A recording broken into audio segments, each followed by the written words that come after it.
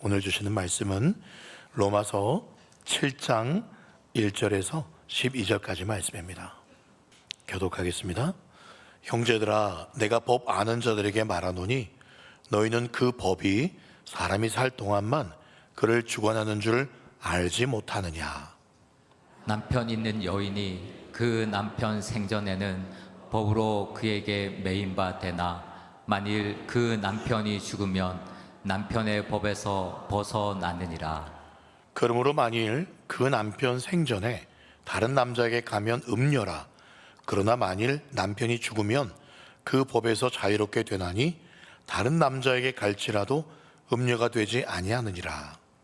그러므로 내 형제들아, 너희도 그리스도의 몸으로 말미암아 율법에 대하여 죽임을 당하였으니 이는 다르니 곧 죽은 자 가운데서 살아나신 이에게 가서 우리가 하나님을 위하여 열매를 맺게 하려 함이라.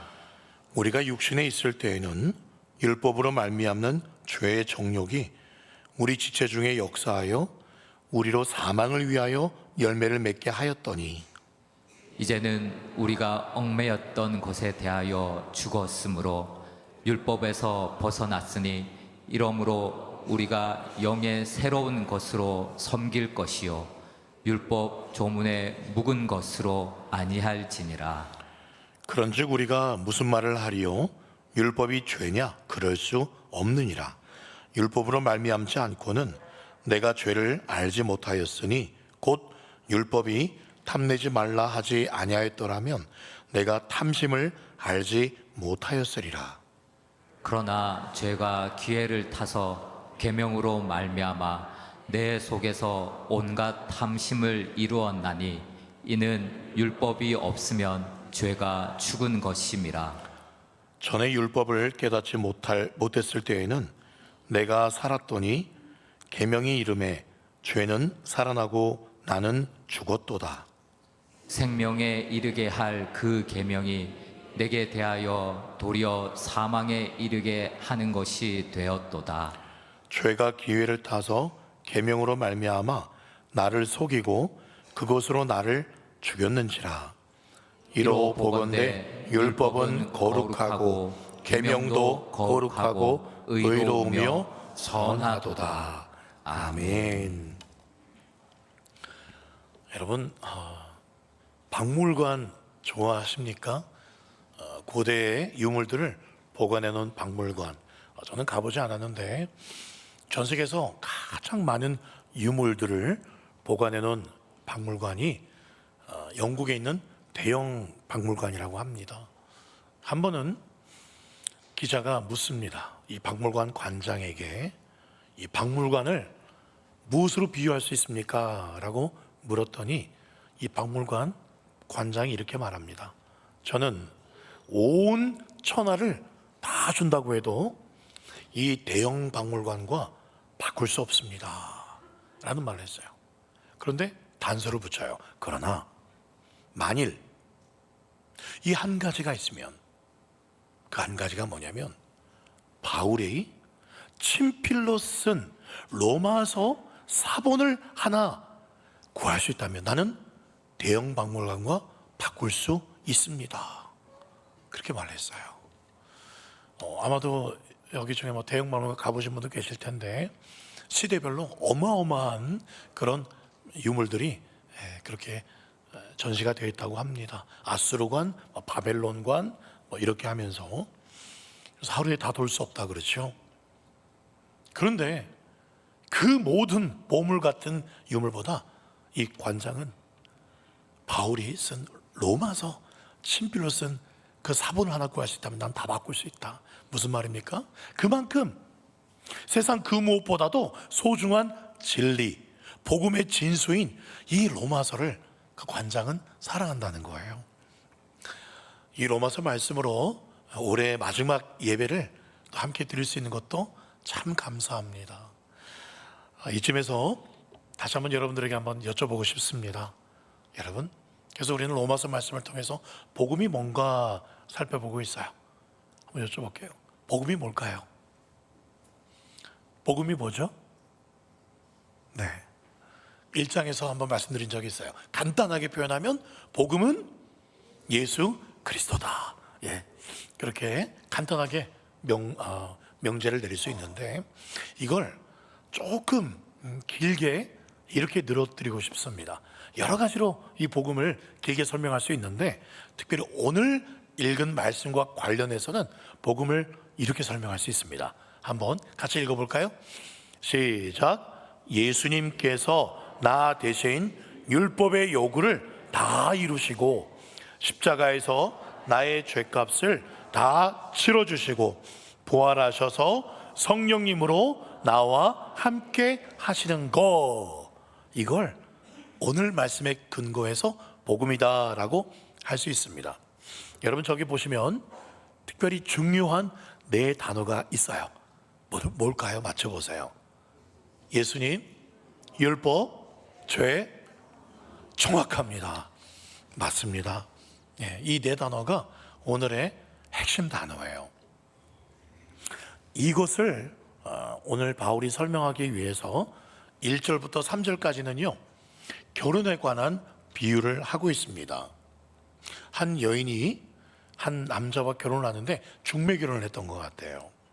그런데 이 남자는 결혼을 딱 했는데 얼마나 정확한 사람인지 너무 정확해요. 틀린 말을 한 사람이 아니에요. 그런데 틀린 말, 바른 말 한다고 해서 그게 다 고마운 건 아니잖아요.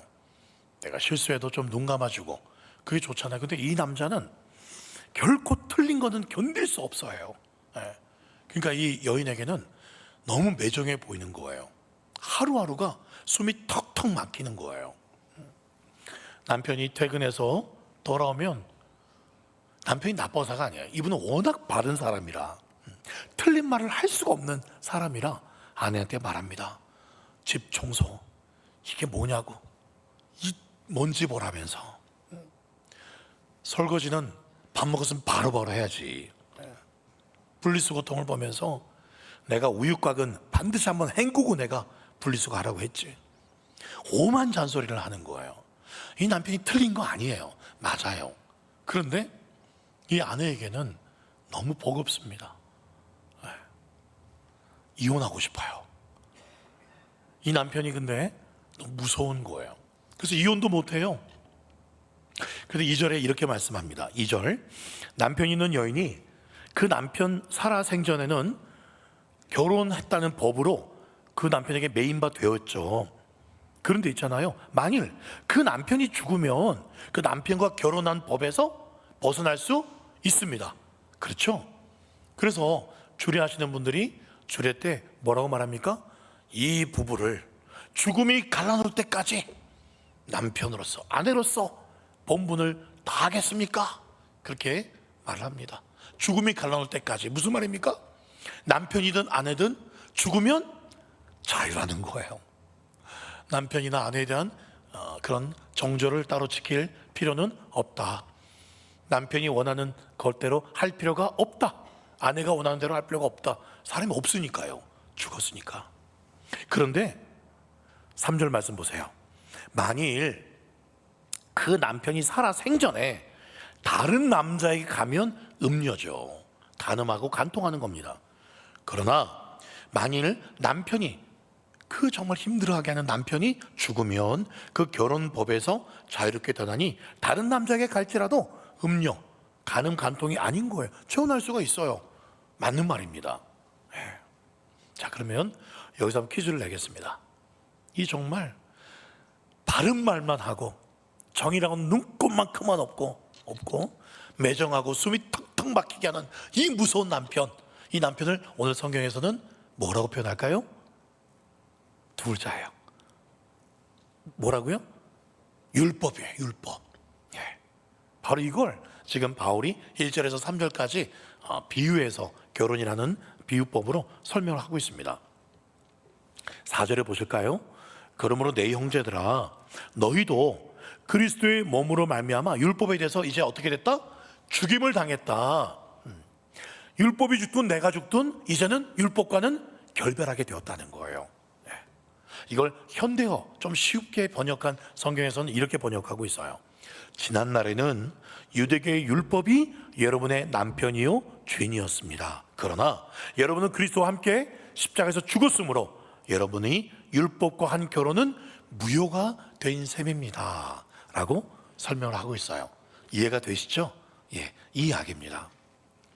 그럼 우리가 언제 이 율법과 헤어질 수가 있게 되었습니까? 언제요? 언제 율법과 이제 끊어질 수가 있게 되었습니까? 예수님께서 우리가 당해야 될, 우리가 이루어야 할 율법의 요구를 예수님이 다 이루어 주심으로 말미암아, 충족시켜 주심으로 말미암아 우리는 이제 율법과는 율법의 그런 스트레스를 받지 않아도 되게 된 거예요. 예수님의 죽음이 우리의 죽음이 되었어요. 이게 바로 우리 6장에서 살펴보았던 내용이었습니다. 그 예수님과 함께 죽었고 이제 예수님과 함께 살았어요. 율법의 집에서 벗어났습니다. 다시 말해서 이제는 율법이란 남편이 아니라 새 남편을 맞이했어요. 누굽니까? 예수 그리스도. 새 남편이에요. 물론 그렇다고 지금 집에 같이 살고 계신 남편과 헤어지라는 뜻이 아닙니다. 당신은 헛남편이야, 난 예수님의 새 남편이야, 그러지는 마시고요. 누가 헛남편입니까? 바로 율법, 매정하고 정말 틀린 말은 안 하지만 정말 정냄이란 눈꼽만치 없는, 나에게 계속 정죄만 하는 그 남편 율법과 헤어지게 되었다. 그 속박에서 이제는 자유하게 되었다. 할렐루야, 아멘. 여러분, 그런데 이제 새 남편, 너무 좋은 예수님이라는 새 남편과 결혼하게 되었다고 해서 예수님이 너무나 인격적이고 너무나 좋은 분이라고 해서 그 예수님도 내가 다른 남자를 만나는 것도 그래 뭐 괜찮아, 그렇게 허락해 주는, 그래서 예수님이 좋은 남편입니까? 아니라는 거예요. 예수님 너무 인격적이고 속박하지 않고 너무 좋아. 그러니까 예수님이 출근했을 때 내가 다른 남자들 좀 만나보고 이제 내 마음대로 해야지, 그게 맞습니까? 여러분, 가끔 어떤 사람들은 그런 말을 해요. 이제 난 율법에서 벗어났어, 이제 난 계명 안 지켜도 돼, 내가 하고 싶은 대로 살 거야. 이런 이단이 있어요. 이게 바로 구원파라는 이단입니다. 가끔 여러분 집이나 길거리에서 특별히 이 구원파는 집 앞에 간판에 교회 다닌다는 간판이 써 있으면 더 똑똑합니다. 그리고 문을 열면은 교회 다니시네요 하면서 혹시 구원 받으셨어요? 왜 교회 다니고 구원 받았어요? 언제 며칠 몇 월 며칠 날 구원 받으셨죠? 라고 물어보는 분이 계시다면 길거리에서라도 구원파입니다. 그때는 여러분 당장 이렇게 말씀하시대요. 예수의 이름으로 사탄아 물러가라. 속으로 대놓고 했다가는 또 개인 혐오라고 또 잡혀갈지 몰라요. 속으로 이렇게 외치시라고요. 속으로. 여러분, 지금도 얼마나 많이 사람들을 현혹시키는지 몰라요. 지난 주 중에 제가 오래전에 알던 한 어린 형제가 저한테 문자가 왔어요. KTX역에서 어떤 사람을 만났는데 예수 믿냐고 다가와서 교회 다닌다고 했더니 그러면 구원받은 날짜가 언제인지 물어보더라는 거예요. 너무 이상한 것 같아요. 목사님, 어떤 사람이에요? 자기가 묻더라고. 당장 그 사람에게 떠나라고. 그게 바로 구원파라는 이단이라고. 그 사람 회개할 필요 없다 그러지. 맞아요, 회개할 필요 없다 그러던데요. 무슨 그게 말이 안 되잖아. 우리가 목욕을 했더라도 발은 매일매일 씻어야 되잖아. 그런 것처럼 죄는 우리가 죄 짓잖아. 눈으로, 생각으로, 손으로, 행동으로 그거 회개해야 돼. 그 구원파 이단은 안 된, 그 회개할 필요 없다 그러는데 아니라고. 빨리 그 사람 상종하지 말라고. 제가 주중에 문자를 보냈어요. 이번 주중에. 여러분, 하나님께서 우리를 율법에서 벗어나게 한 목적이 있습니다. 그 목적이 뭘까요? 그게 4절에 나와요. 이는 다르니 곧 죽은 자 가운데서 살아나신 이에게 가서라고 말씀하고 있어요. 저기 보면 죽은 자 가운데서 살아나신 이 누구십니까? 예수 그리스도입니다. 그리고 끝에 보니까 그 예수님에게 가서라고 말하고 있어요. 자, 가서라는 원어를 살펴보면 속했다. 그래서 영어 성경에도 보면 belong이라는 단어를 씁니다. 속했다라는 거예요. 이제는 예수님에게 속했다는 거예요. 무슨 말입니까? 예수님과 결혼했다는 말이에요. 그래서 저 끝에 보면 간다, 그 예수님께 간다라는 거를 우리가 장가 간다, 시집 간다라고 말하는 거예요. 마찬가지로 예수님께 간다라는 것은 예수님과 결혼했다라는 그런 뜻이에요. 그러면 아까도 말씀드렸어요. 예수님이 우리를 구원하시고는요, 우리 보고 그래 이제 자유해, 이제 율법 이런 거 안 지켜도 돼, 네 마음대로 살아라, 그런 분이십니까? 아니에요. 예수님의 신부가 되었으면 뭐답게 살아야 돼요? 예수님의 신부답게 살아야 됩니다. 그렇습니다. 율법이 남편이었을 때는요, 너무너무 우리한테 요구하는 게 너무 많았어요. 율법이 두려우니까, 안 그러면 죽는다 그러고, 안 그러면 벌 받는다 그러고, 그러니까 이 율법이 두려워서 그냥 억지로 내 마음은 안 지키고 싶은데 겨우겨우 그렇게 율법이라는 남편을 섬겼다면, 이제 예수님이라는 남편은요 어떻습니까? 너무 좋아요. 나를 알아줘요. 내가 연약하고 실수할 때도 안아줘요. 그러니까 예수님이 너무 좋아서 평안이 넘쳐요. 기쁨이 넘쳐요. 감사해요. 그게 진정한 사랑이 우러나오는 거예요. 그래서 예수님을 섬기는데 한번 쭉 돌아봤어요. 돌아보니까 야, 신기하다. 율법이 남편일 때는 내가 정말 모든 것들이 하기 싫었는데 오히려 율법이 남편일 때보다도 지금 예수님이 남편일 때 예수님 시키지도 않았는데 더 많은 집안일을 열심히 하고 더 많이 깨끗이 하고 더 많은 수고를 하고 있는 거예요. 그래도 더 기쁜 거예요. 그게 바로 4절 말씀 보십시오. 우리가 하나님을 위하여, 주님을 위하여 열매를 맺는 겁니다. 열매를 맺는 거예요. 시켜서가 아니라 저절로 열매를 맺는 거예요. 그래서 요한복음 15장에 그 비밀을 말씀하시죠. 포도나무 대신 예수님께 우리가 어떻게만 되어 있으면 열매를 맺는다고 말씀합니까? 예수님께 붙어 있으면. 우리는 가지잖아요. 그 나무에 가지가 붙어 있으면, 그러면 그 나무에서 물도 주고 또 영양분도 주고 다 공급해 줘요. 붙어만 있으면 되는 거예요. 그 예수님과 같이 있으면 되는 거예요. 저절로 열매를 맺게 된다. 바로 그거예요. 그런데 전에는 어땠다고요? 5절 보십시오. 우리가 육신에 있을 때에는 율법으로 말미암는 죄의 정욕이 우리 지체 중에 역사하여 우리로 무엇을 위해서 열매를 맺었어요? 사망을 위해서 열매를 맺었어요. 사망을 위해서 열매 맺는 그 열매는 한 글자로 죄였어요. 그 죄는 결국 사망으로 가는 열매입니다. 그러나 6절 같이 읽어볼까요? 시작.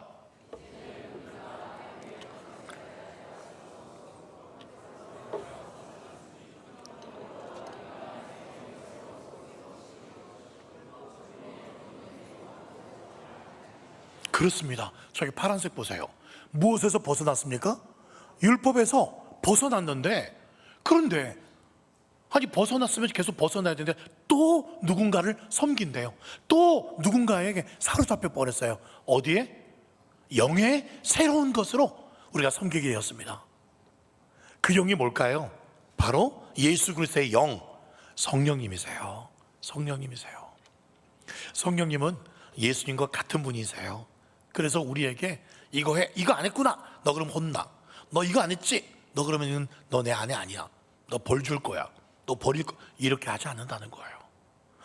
그래서 영의 새로운 거예요. 이전 율법과 다른 스타일로 우리를 사랑해 주시는 거예요.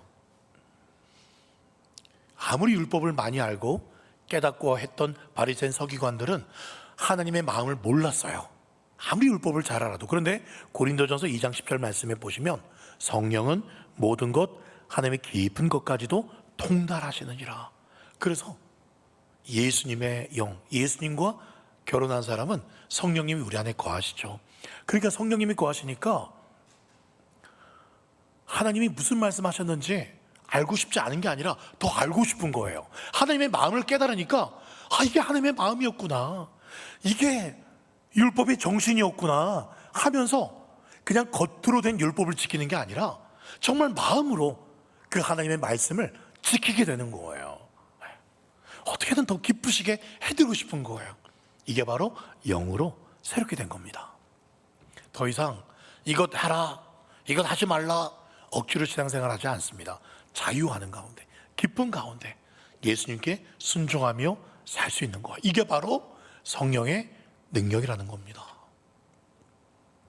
이것 때문에 바울도요, 그렇게 죽을 뻔하고 그렇게 못 먹고 정말 힘들어도 어떤 고난도 기쁨이 될 수 있었던 비결이 바로 이 성령의 능력이었던 거예요. 그래서 갈라디아서 5장 22절에 보면 9가지 성령의 열매가 나옵니다. 그러면서 끝에 뭐라고 하냐면 이 같은 성령의 열매, 이 같은 것을 금지할 법이 없다라고 말씀하고 있어요. 금지할 법. 이런 놀라운 법이 없다는 거예요. 율법보다 훨씬 월등하고 율법보다 우월한 법이 있다. 그 법이 무슨 법이냐? 성령의 법이에요. 그래서 다음에도 살펴보겠지만 로마서 8장 2절 같이 읽어봅시다. 시작.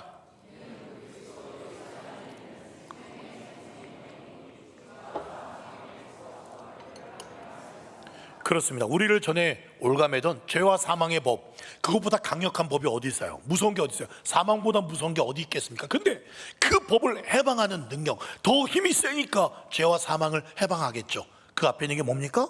성령의 법인데, 성령의 법은 생명입니다. 생명이에요. 이 생명의 성령의 법, 예수님과 결혼한 사람은 이제는 죄의 법에 따르는 게 아니라, 율법을 따르는 게 아니라 성령의 법을 따르게 되었다는 거예요. 옛날에 율법이 남편이고 그랬을 때에는 아무리 그 율법이 너 똑바로 해 아무리 말을 해도 변해지지가 않았어요.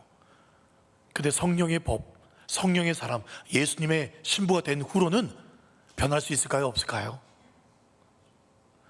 볼까요? 에스겔 30장 26절. 또 새 영을 너희 속에 두고, 성령님이죠. 새 영을 너희 속에 주니까 뭐가 들어옵니까? 새 마음이 우리에게 주신다는 거예요.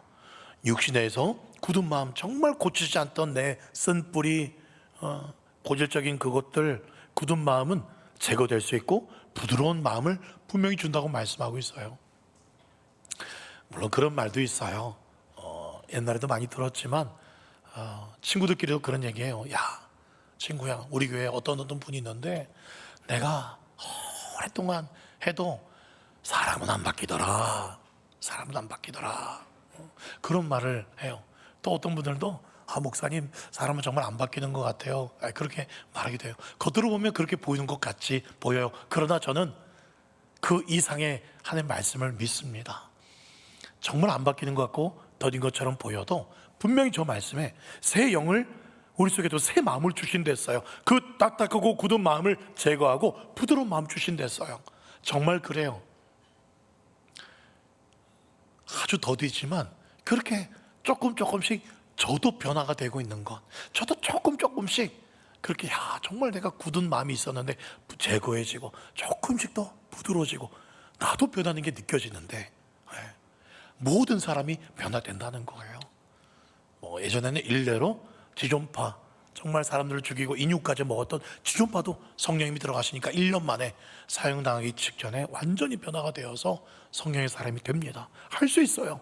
그래서 27절 말씀 보시면 또 내 영을 너희 속에 두어, 성령님 때문에 너희로 내 율례를, 하나님의 말씀을 행할 수가 있대요. 예전에는 못 지켜, 도저히 안 돼. 나 이제 포기할래. 그냥 죄 가운데 살래. 나는 해도 안 돼. 그냥 난 내 마음대로 살란다. 그렇게 하시는 분들도요, 정말 성령의 사람이 되면 못 지키던 것들이 지켜진다는 거예요. 담배 맛이 막 떨어지고 술 맛이 떨어지고 음란 나쁜 짓들이 너무 무서워지고 더러워지고 된다는 거예요. 성령님이 임하시면. 할렐루야. 네, 그렇습니다. 여기까지만 보면 이제 우리는 새 남편 예수님, 그래서 예수님의 영 성령님으로 가능하구나, 이렇게 끝나면 좋겠는데 반전이 일어납니다. 율법이 정말 나쁜 것일까? 율법이 정말 나쁜 남편이었을까? 그렇지 않다는 거예요. 7절, 그런즉 우리가 무슨 말을 하리요? 율법이 죄냐? 그럴 수 없다. 율법으로 말미암지 않고는 내가 죄를 알지 못하였으니 율법이 탐내지 말라 하지 아니하였더라면 내가 탐심을 알지 못하였으리라. 지금 여러분, 이 말씀은 바울이 썼어요. 바울은 유대인입니다. 유대인들은요, 어떤 생각이 있었냐면 탐내지 말라, 그 말씀에 남의 거를 이렇게 훔치는 거, 탐내어서 훔치는 것만이 죄라는 생각이 있었어요. 그 드러나는 죄지 않습니까? 그런데 율법의 정신은 뭡니까? 여러분, 훔치지 말라는 것은 10계명 중에 몇 번째 계명이죠? 도둑질하지 마라? 갑자기 막 헷갈리십니까? 네. 도둑질하지 말라? 예, 알면서 아유, 그런 거 내가 실수 대답 안 해. 지금 그러시는 것 같아요. 네, 8번째 계명이죠. 8계명입니다. 그렇죠? 그런데 탐심하지 말라는 계명이 있어요, 없어요? 탐내지 말라는 게 있다니까요. 몇 번째 계명에? 10번째 계명이 있습니다. 그래서 여러분, 율법의 정신은요, 탐심 자체가 죄라는 거예요. 도둑질하고 뭐 살인하고 간음하고, 물론 그것도 죄지만 맨 끝에 탐내는 것 자체가 죄라고 분명히 말씀하고 있어요. 이런 율법의 정신을 잘 깨닫지 못하면 내가 뭐 잘하고 있는 것 같은데, 나 정도 신앙생활 하면 괜찮지, 내가 뭐 그리 큰 죄를 지었다고, 나는 그래도 나는 뭐 교회 다니면서 나름 뭐 나 정도면 괜찮다고 생각해 라는 분이 계실 수 있어요. 예. 그런데 그렇게 말씀하시는 분들 정도만 돼도 참 귀합니다. 그 정도로 이렇게 나름대로 참 믿음 생활 잘한다는 뜻이잖아요. 그런데 아무리 그런 분이라 할지라도 죄가 하나도 없으신 거룩하신 하나님 앞에서 그런 말 할 수 있을까요? 그런 생각 할 수 있을까요? 하나님은 다 보고 계신데 그 마음 중심, 뭐 이거는 뭐 죄도 아니지, 뭐 이거는 뭐 그렇게 생각하는 게 정말 하나님 앞에서도 말할 수 있을까요? 반대로 이런 사람도 있어요. 진짜 우리가 봤을 때는 죄도 아니에요. 그런데 우리가 봤을 때 저분은 진짜 너무 거룩하다, 진짜 예수님 같다. 근데 그런 분이 있잖아요. 하나님 말씀 읽다가 한 절 말씀에 마음이 찔려가지고 내가 너무 안일하게 살았구나, 내가 너무 게으르게 살았구나, 내가 진짜 하나님 앞에 너무 큰 죄를 짓고 살았구나 라고 생각하는 사람, 그런 사람에게 바로 이 율법이 순기능을 하고 있는 거예요. 아주 올바른 기능을 하고 있는 거예요. 부자 청년 이야기 아시죠? 정말 부자인데 또 아주 착했어요. 그리고 뭐 여러 가지 계명을 지켰다고 예수님 앞에 자랑했지 않습니까? 근데 예수님이 딱 한 가지를 말합니다. 부자 청년아, 네가 가지고 있는 이거 다 팔아서 가난한 사람들에게 나눠줘라 했을 때 정말 착했어요. 다 지켰어요. 그런데 그것만 안 되는 거예요. 그래서 예수님을 떠나가 버렸습니다. 여러분, 부자 청년은요, 율법을 제대로 지킨 게 아니에요. 율법을 몰랐던 거예요. 마음속에 재물이라는 이 무서운 탐욕이 자리 잡고 있었어요. 10번째 계명, 탐내지 말라, 이걸 제대로 깨닫지 못하고 있었어요. 그걸 예수님이 꼭 집었어요. 정확하게 이 부자청이 뭐가 부족한지 무엇으로 지금 지적하신 겁니까? 10계명으로 지적하신 거예요. 10번째 계명으로 지적한 거예요. 그러니까 근심해서 돌아간 거예요. 여러분, 우리도 있잖아요. 율법, 하나님 말씀이에요. 뭐 신명기 말씀, 레위기 말씀, 뭐 율법이 많이 나오잖아요. 하나님 말씀입니다. 근데 이 말씀들을 제대로 진지하게 우리가 대하게 되면 내가 진짜 얼마나 무서운 죄인인가를 깨달을 수가 있어요. 이게 은혜입니다, 여러분. 예전에요, 어렸을 때 어머니 손잡고 참 초등학교 가기 전에도 따라갔던 기억이 나요. 부흥회. 그래서 저희 교회 부흥회도 아닌데 막 다른 교회 부흥회도 막 가시는 거예요. 이전에 참 그랬죠. 인근 이웃교회 누가 오신다 그러면 우리 교회 아니라도 막 가고, 또 우리 교단도 아니라도 다른 교단이라도 막 가서 어떻게든 은혜 받으려고 그렇게 했던 기억이 있어요.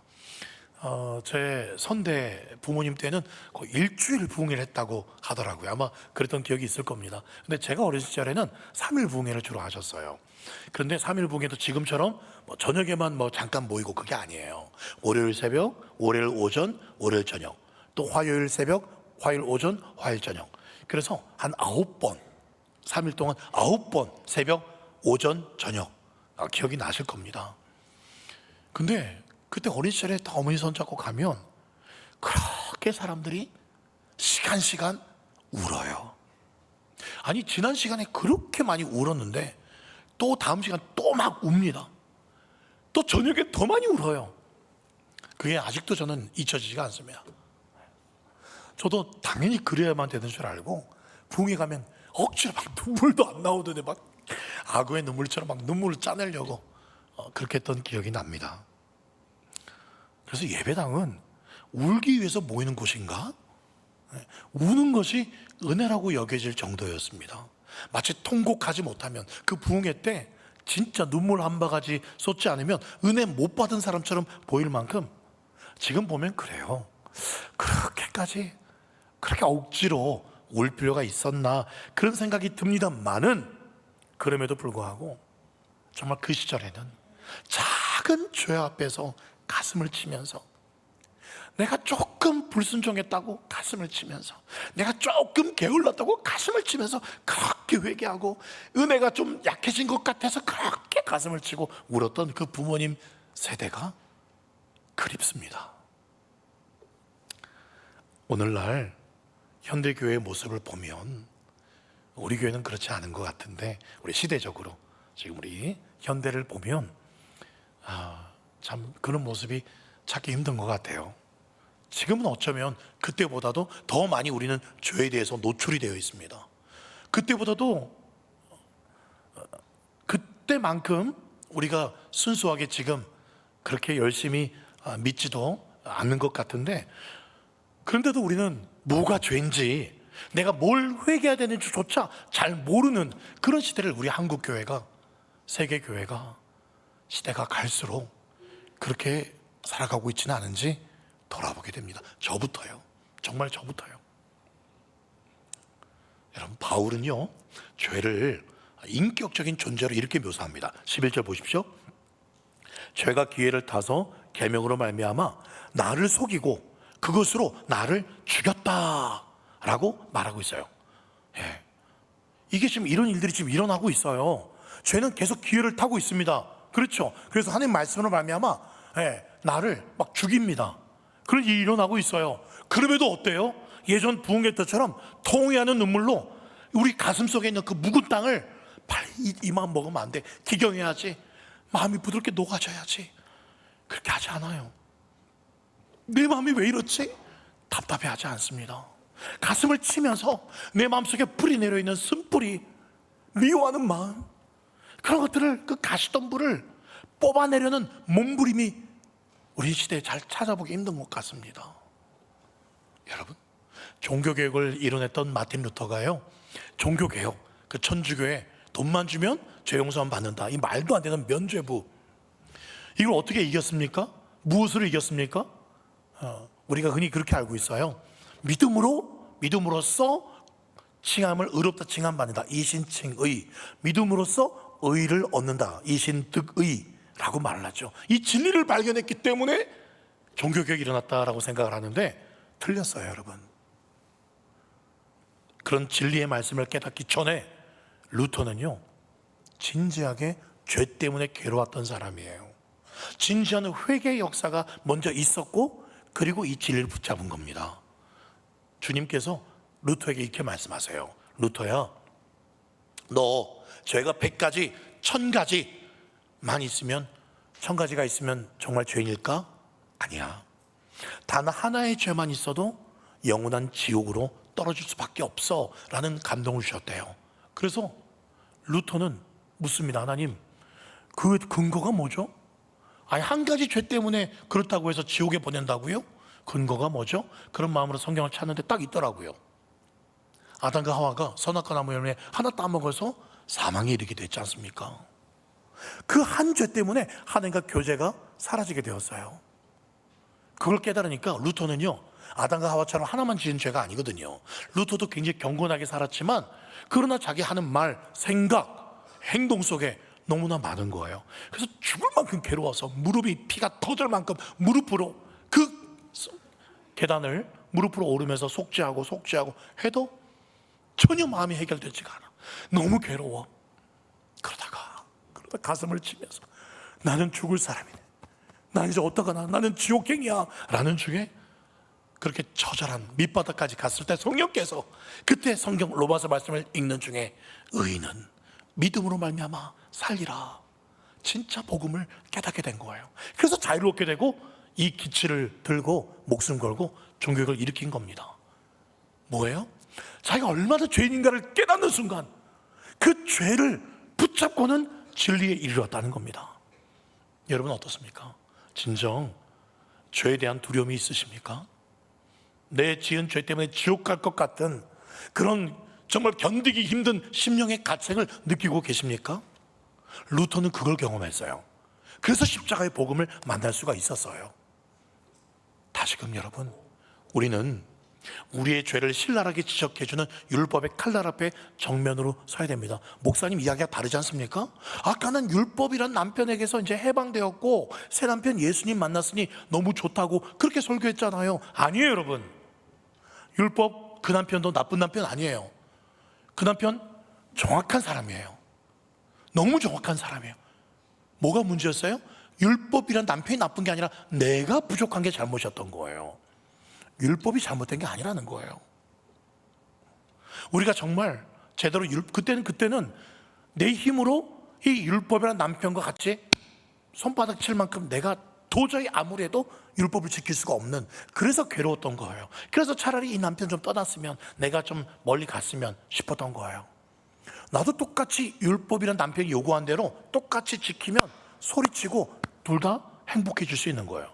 내가 못 지킨 게 문제였어요. 근데 이걸 이제 새 남편 예수님을 만나고 성령 안에서 성령님이 새 마음 주시니까 이제 율법 정도가 아니라 이 율법을 뛰어넘는 어떻게 하면 하나님을 더 기쁘시게 해드릴 수 있을까, 이렇게 바뀐다는 거예요. 그 시작점이 바로 율법이에요. 내가 얼마나 죄인인가를 제대로 깨닫는 사람만이, 율법 앞에 제대로 서보는 사람만이 그 죄, 그 율법에서 해방시켜 주신 예수 그리스도의 은혜를 제대로 깨달을 수가 있는 겁니다. 죄가 죄인 줄 깨닫는 사람만이 복음이 너무 좋아서 춤추며 기뻐 뛰며 찬양할 수 있다는 거예요. 그러므로 율법이 나쁜 게 아니에요. 율법 말씀이잖아요. 말씀이란 그 MRI, 최고의 정밀한 MRI로 나의 영혼을 제대로 투영해 보는 사람만이 예수님의 복음이 그 사람의 진짜 복음이 될 수 있는 거예요. 그것이 12절 말씀이에요. 같이 읽어볼까요? 시작. 이로 보건대 율법은 거룩하고 계명도 거룩하고 의로우며 선하도다. 여기가 반전이 일어난 거예요.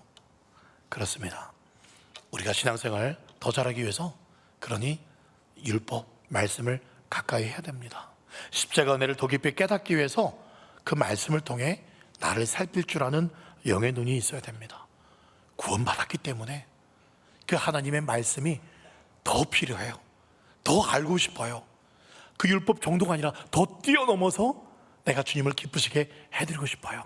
율법이 있기 때문에 십자가의 은혜가 더 고마운 줄을 아는 거예요. 말씀을 맺습니다. 이제 새 남편 되시는 우리 주 예수 그리스도를 여러분 더욱 사랑하시고 더 기쁨으로 율법 정도가 아니라 뛰어넘는 그런 마음으로 헌신하시고 영의 열매, 성령의 열매를 맺어갈 수 있기를 소망합니다. 그리고 하나님의 율법 말씀 앞에서 내가 얼마나 큰 죄인이었던가를 날마다 바라보고 그리고 깨달을 때마다 가슴을 치며 회개하며 더욱 값진 그 십자가의 은혜와 그 사랑 앞에 감사하며 성령의 사람으로 2026년 더욱 힘차게 일어나 달려갈 수 있는 저 여러분 되시기를 예수님의 이름으로 축원드립니다. 아멘.